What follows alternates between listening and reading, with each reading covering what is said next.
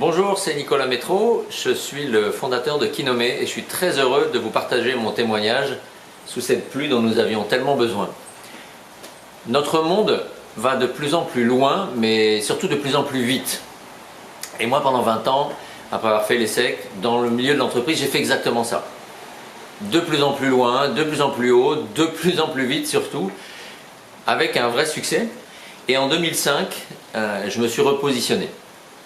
En fait, j'ai accepté de ralentir, les choses se sont clarifiées et j'ai eu envie profondément d'agir pour les hommes et pour la forêt. Et j'ai créé Kinome, une entreprise sociale dont le nom japonais veut dire l'œil de l'arbre.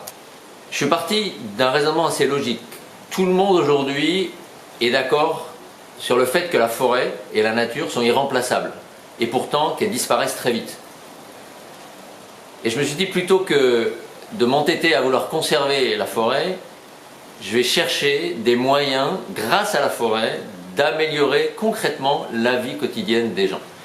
Et plutôt que de venir dans des pays déforestés avec des solutions toutes faites, de m'asseoir, de nous asseoir, nous sommes une douzaine maintenant, pour essayer de comprendre les vrais besoins des gens. Et pour ça, leur donner conscience de leurs capacités, de leurs valeurs d'abord, de leur potentiel, et de leur capacité à régler ces problèmes auxquels ils font face tous les jours et dont ils connaissent beaucoup mieux que nous les réalités et en fait les solutions.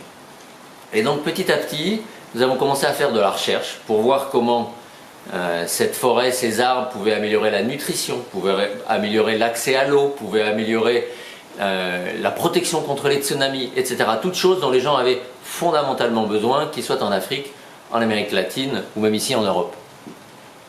À partir de ce moment-là, est venue l'idée, avec ces solutions qui émergeaient, de les partager et donc d'aller voir ceux qui décident dans les entreprises, dans les institutions. Et puis ensuite, d'appliquer ça sur le terrain avec ces communautés dont nous étions partis pour identifier ces solutions. Aujourd'hui, dans une trentaine de pays, après 12-13 ans bientôt de travail, nous avons amélioré de façon certaine, directe, la vie de 1 800 000 personnes, en plantant pas loin de 5 millions d'arbres, en conservant beaucoup plus, mais surtout en s'intéressant à la vie et aux personnes auxquelles nous nous adressions.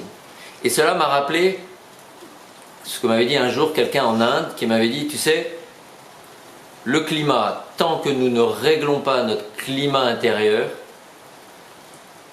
nous n'arriverons pas à faire quoi que ce soit pour le climat extérieur. Et ça, c'est vrai pour le climat, le développement, la forêt et, je crois, l'avenir de l'humanité. Alors, au moment où vous verrez cette vidéo, je serai au Japon, c'est pour ça que je ne suis pas avec vous, dans une forêt où a émergé dans les années 80 l'idée de Shinrin-yoku. Shinrin, c'est la forêt, yoku, c'est le bien-être.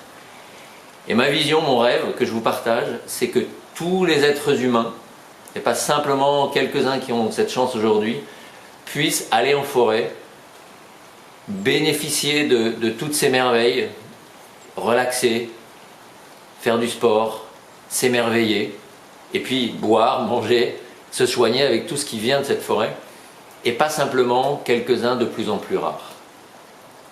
Et pour ça, nous avons besoin d'agir tous ensemble sur le cœur de l'homme.